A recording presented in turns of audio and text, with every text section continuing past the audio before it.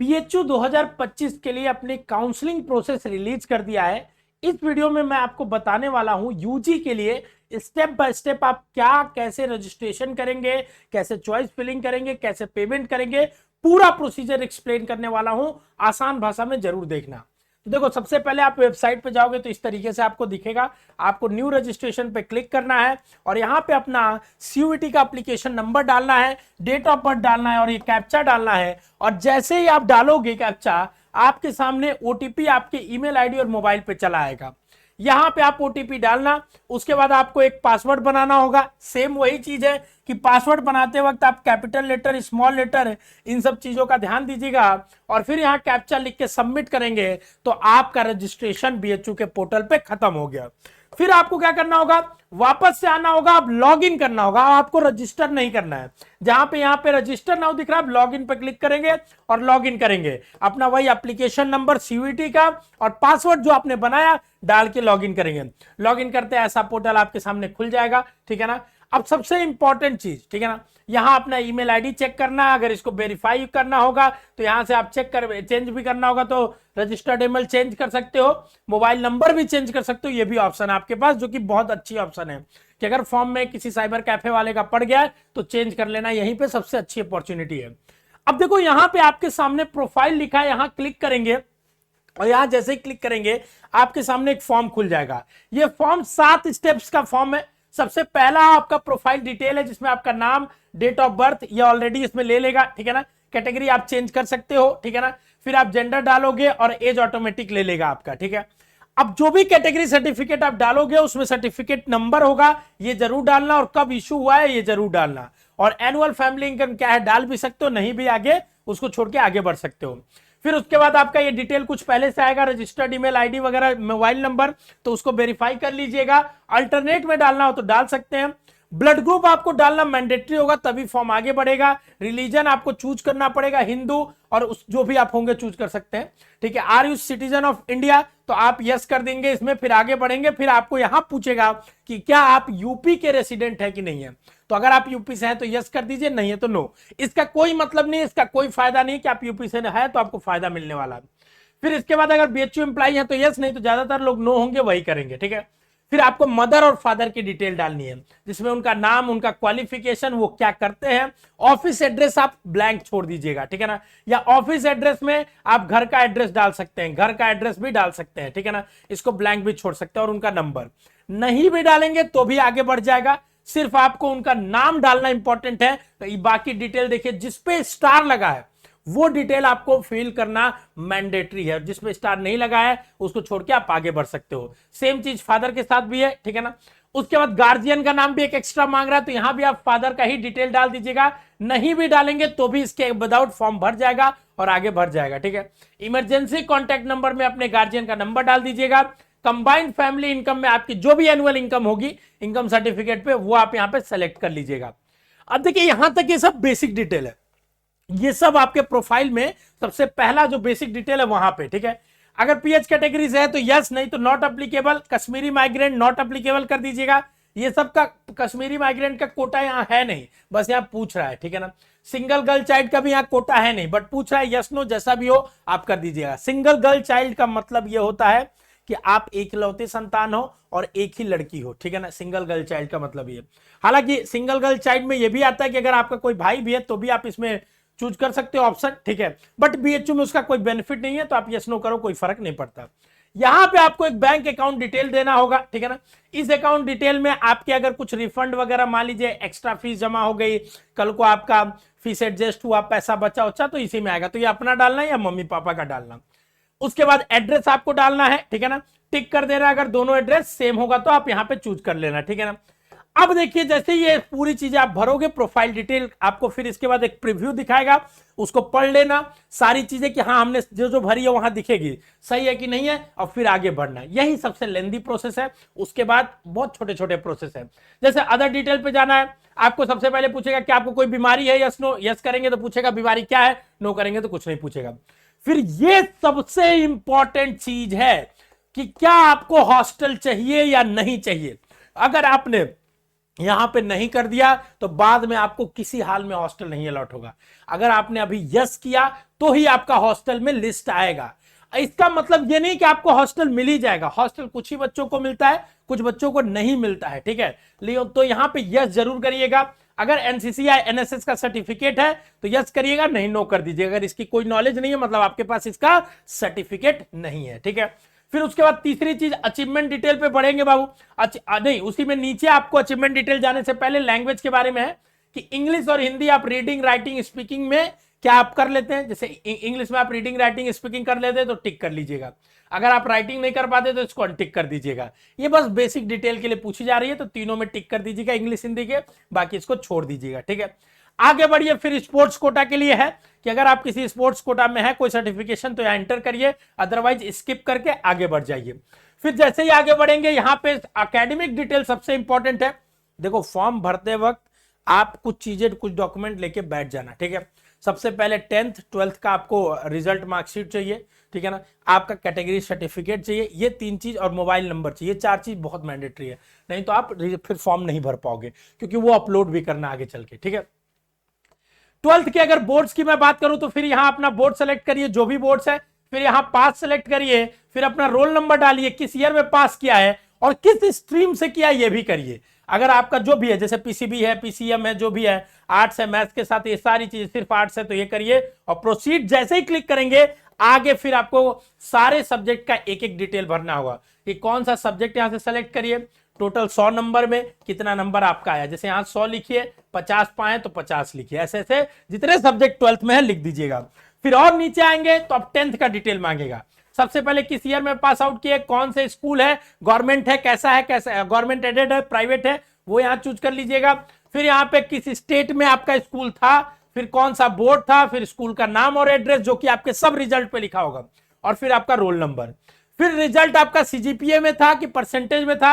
अगर percentage choose करोगे तो सब ओवरऑल कितने नंबर का पेपर था और आप कितना पाए ये पूछेगा। अगर सीजीपीए चूज करोगे तो आपको पूछेगा मैक्सिमम ग्रेड क्या था, तो 10 पॉइंट्स होता है। आपका सीजीपीए कितना था ये डाल दीजिएगा, और फिर एक सीजीपीए मतलब परसेंटेज कन्वर्ट करने के लिए कितना, अगर मान लो जैसे तुम्हारा 9.5 सीजीपीए है तो उसको परसेंटेज में कन्वर्ट करोगे तो कितना परसेंट आएगा।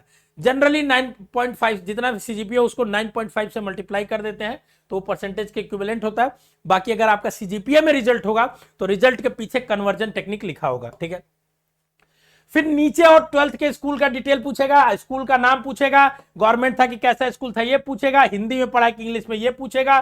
फिर स्कूल का एड्रेस डालना है, स्कूल का स्टेट डालना है, डिस्ट्रिक्ट करना है, सेव कर देना है। फिर उसके बाद सबसे, अब देखिए अब यहां से आपने बेसिक डिटेल्स भर ली है, अब यहां से इंपॉर्टेंट चीज चालू होती है, ठीक है ना।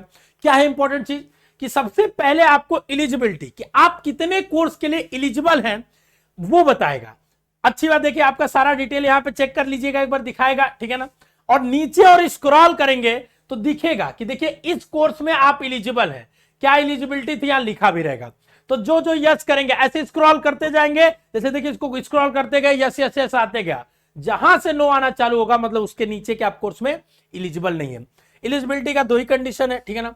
एक तो 12th के सब्जेक्ट्स जो है वो, ठीक है ना, और दूसरा आपने क्या सीयूईटी में जैसे बीए के लिए जनरल टेस्ट और लैंग्वेज चाहिए, तो अगर आपने वो दोनों सब्जेक्ट भरा है तो ऑटोमेटिकली ये सीयूईटी का फेच कर लेगा रिजल्ट, आपको जरूरत नहीं है, और फिर ये बता देगा कि आप एलिजिबल हैं कि नहीं है। समझ रहे बात को क्या। फिर आगे देखिए जैसे ही बढ़ेंगे अपलोड्स पे आएगा, फोटो सिग्नेचर ऑलरेडी ले लेगा, ठीक है ना, फोटो सिग्नेचर ऑलरेडी ले लेगा। बस आपको कैटेगरी सर्टिफिकेट 10th और 12th का सर्टिफिकेट या रिजल्ट डालना होगा। इमेज में भी डाल सकते हैं, पीडीएफ में भी अपलोड हो जाता है आसानी से। इसके बाद 2 और ऑप्शनल 3-4 है, इनको छोड़ दीजिएगा, अपलोड करने की जरूरत नहीं है, ठीक है ना। प्रीव्यू और सबमिट करेंगे, फिर ये सब आपको टिक करने को आएगा कि आप सब टिक करिए, 8-10 पॉइंट होंगे। टिक करके जैसे कंफर्म सबमिट करेंगे आपका फाइनली क्या हो जाएगा बाबू, आपका प्रोफाइल अपडेट हो जाएगा। फॉर्म में एक पहला स्टेप जो रजिस्ट्रेशन का था ये पूरा कंप्लीट हो जाएगा। अब इसके बाद दूसरा स्टेप आता है। दूसरा स्टेप क्या है, दूसरा स्टेप है आपका प्रोग्राम प्रेफरेंस का या आपका चॉइस सिलेक्शन का। इन दोनों में कहीं भी आप क्लिक करेंगे तो अगला पेज जो खुलेगा वो आपका सबसे पहले देखिए 4 चीज यहां होगा। आपको आपका रिजल्ट दिखाएगा, फिर आप किस प्रोग्राम के लिए एलिजिबल है ये दिखाएगा, फिर प्रेफरेंस चूज करने को ऑप्शन देगा, ठीक है। तो आप सबसे पहले आपका सारा सब्जेक्ट और कितना नंबर आप पाए हो दिखाएगा। जैसे यहां नेक्स्ट पे क्लिक करोगे नीचे, ठीक है ना। जैसे ही आप यहाँ पे प्रोसीड टू उस पे करोगे, ठीक है ना, आपके सामने दिखने लगेगा कि देखिए आपका स्कोर इतना है और आप बीए आर्ट्स के लिए बीएलएलबी के लिए 2 सब्जेक्ट चाहिए, ठीक है ना, और आपका स्कोर इतना बन रहा है, टोटल स्कोर आपका कितना बन रहा है दिखने लगेगा, ठीक है ना। ये बस देखने के लिए और कुछ के लिए नहीं। प्रोसीड टू प्रेफरेंस करेंगे और यहां पे चॉइस फिलिंग भरी जाएगी एक एक चीज, ठीक है ना। यहां पे सारे आपको कॉलेज दिखने वाले, जैसे मैं एक बार पोर्टल में आपको डायरेक्ट दिखाता हूं तो ज्यादा आपको क्लैरिटी मिलेगी, ठीक है। देखिए इस तरीके से आपको दिखेगा, ठीक है ना। ये फिल्टर उल्टर का कोई मतलब नहीं है, फिल्टर बस कॉलेज के बेसिस पे आप कर सकते हैं, तो नीचे सारे दिखने लगेंगे। तो आपके पास 118 अवेलेबल ऑप्शन है। अब हम लोग हर कोर्स वाइज आपको प्रेफरेंस देंगे, कौन सा सब्जेक्ट आप ऊपर चाहते हो कौन सा नहीं, ठीक है ना, आप उसके बेसिस पे चूज कर सकते हो। जैसे अगर यहां प्रेफरेंस है, मान लीजिए जैसे देखिए यहां पे सबसे पहले मैं चाहता हूं, मान लीजिए अगर इधर देखिए, सबसे पहले मैं इसको रिमूव कर देता हूं, ठीक है। इधर जो मैं चूज करूंगा वो यहां पे आएगा, ठीक है ना, और यहां पे अवेलेबल आ रहा है। जैसे देखिए आपके सामने 1190 दिख रहा है, ठीक है। मैंने चाहा कि सबसे पहले अब यहां हमको सर्च करना पड़ेगा पूरा, ठीक है ना, यहां सर्च करना पड़ेगा। देखिए सबसे पहले कैसे आपको दिखाता हूं मैं, ठीक है ना। अगर मैं आपको दिखाऊं कैसे, तो आपको दिखाता हूं, 1 मिनट। जैसे देखिए अब यहां बहुत सारे हैं, अब आपको चूज करना पड़ेगा एक एक, ठीक है ना। जैसे और ये सब्जेक्ट्स कैसे मिलेगा आपको, उसका लिस्ट हम लोग देंगे आपको, ठीक है। जैसे मान लीजिए पहला सब्जेक्ट है जो, ठीक है ना, जिसमें बीए ऑनर्स हम हिस्ट्री में मेजर चाह रहे हैं विथ सोशियोलॉजी। पहला सब्जेक्ट मेजर है, दूसरा माइनर है, ठीक है ना। तो हिस्ट्री के साथ सोशियोलॉजी 2 सब्जेक्ट का कॉम्बिनेशन आपको चूज करना है, ठीक है ना। अगर हम चाहते हैं डीएवी में, ठीक है ना, पहला चाहते हैं, ठीक है, हम क्या चाहते हैं डीएवी में चाहते हैं, ठीक है, या इसको थोड़ा और ऊपर ले ले, जैसे देखिए मीन, ठीक है, हम चाहते हैं कि हिस्ट्री विद साइकोलॉजी में, और दूसरा जो नीचे दिया वो लोकेशन दिया कि एमएमबी में रहे। तो हम क्या करेंगे, ऐड टू प्रेफरेंस नंबर पे यहां क्लिक करेंगे और इसको हम चाहते हैं पहले नंबर पे देना, तो पहला क्लिक करेंगे और यहां पे देखिए हमारे सामने ये आ जाएगा, ठीक है ना। ऐसे हम चाहते हैं, देखिए अब एक कम हो गया प्रेफरेंस, ठीक है, ऐसे ही आप भरते जाएंगे, ठीक है ना। जैसे दूसरे नंबर पे हम इसको चाहते हैं, ठीक है, तो आप पहले क्या करेंगे, एक पन्ने पे पहले पूरा अपना चॉइस फिलिंग लिख लीजिएगा कि क्या क्या सब्जेक्ट पूरे ऑर्डर में है, फिर ये भरना चालू करिएगा। लंबी चौड़ी लिस्ट है, आपको इतनी इसलिए दिख रही है क्योंकि ये सारा बीए के लिए सारा एलिजिबल हो गया, आर्ट्स सोशल में बहुत कॉम्बिनेशन है, ठीक है। अब फिल्टर आप इसको कर सकते हैं, फिल्टर कैसे कर सकते हैं, यहां पे देखिए प्रोग्राम बेसिस पे दिया। जैसे आपको पॉलिटिकल साइंस भरना है तो आप यहां पे पॉलिटिकल साइंस चूज करिए। अब देखिए पॉलिटिकल साइंस के जितने भी हैं यहां पे सारे के सारे दिखने लगे। जैसे इकोनॉमिक्स विथ पॉलिटिकल, अब यहां पॉलिटिकल माइनर में है तो ये आपको नहीं चूज करना है। मान लीजिए अगर ये भी देखिए यहां पे पॉलिटिकल विथ इकोनॉमिक्स, तो इसको चूज कर लिया, ऐसे ऐसे। अब ऐसे ही फिर आपको फिर सर्च करना पड़ेगा पॉलिटिकल, एक एक करके सर्च करना पड़ेगा, समझ रहे बात को। तो यहां देखिए पॉलिटिकल विद सोशियोलॉजी, और फिर अप्लाई फिल्टर करेंगे तो देखिए आप यहां पे पॉलिटिकल और सोशियोलॉजी के सारे आ गए, ठीक है ना। देखिए पॉलिटिकल इकोनॉमिक्स और पॉलिटिकल सोशियोलॉजी के, और फिर एक एक आप ऐड कर सकते हैं। तो पहला काम यही कर सकते हैं आप कि यहां से एक एक सब्जेक्ट जो भी है आपके सामने, ठीक है ना, इसको फिल्टर कर लीजिए। और ये थोड़ा कॉम्प्लेक्स काम है, काफी टाइम लेगा, एक एक करके भरते जाइएगा। सबसे इंपॉर्टेंट चीज है भरने के बाद सेव जरूर करिएगा, और सेव करके फिर प्रीव्यू करेंगे, समझ रहे बात को क्या। इसके लिए अलग से भी हम लोग डिटेल सेशन लेंगे, बताएंगे इसको कैसे फिल करना है, ठीक है, क्योंकि हर कोर्स के लिए अलग अलग करना होगा। बीए के लिए अलग सब्जेक्ट, बीएससी के लिए अलग, ठीक है ना, और पूरा सब्जेक्ट का लिस्ट होगा। तो जिस कोर्स के लिए आप अप्लाई कर रहे हो उसके अकॉर्डिंगली आप सब्जेक्ट का पूरा भरोगे, ठीक है ना। फिर जैसे प्रीव्यू करोगे तो आपके सामने दिखने लगेगा कि ये आपने प्रेफरेंस ऐसे भरा है। पहले नंबर पे आपको चाहिए ये इस एमएमबी में, दूसरे नंबर पे चाहिए एमपीजी में, जो भी रहेगा पूरा आप देख लो। फिर आप प्रोसीड टू प्रीव्यू में करोगे और प्रोसीड करोगे प्रीव्यू पे, फिर नीचे आओगे और नीचे आने के बाद और देखिए सारी चीज दिखेगी कि ये यूनिवर्सिटी है, ये आप एलिजिबल हो, ये आपने प्रेफरेंस भरा है। और जैसे ही नीचे इसमें आओगे यहाँ पे फीस का देगा और अपना 500 रुपया फीस पेमेंट कर सकते हो। तो इस तरीके से आप पूरा क्या करेंगे, रजिस्ट्रेशन करेंगे। तो अब 3 स्टेप है, देखिए मैं आपको बताता हूं, ठीक है ना। 3 स्टेप है आपके सामने, ठीक है, 3 स्टेप है आपके सामने। और पे फीस का फिर आपके सामने नीचे आने लगेगा पे फीस का, ठीक है। जैसे अगर मैं आपको दिखा दूं यहाँ पे, एक बार देख लीजिए लाइव में, देखिए सारी चीजें, ठीक है।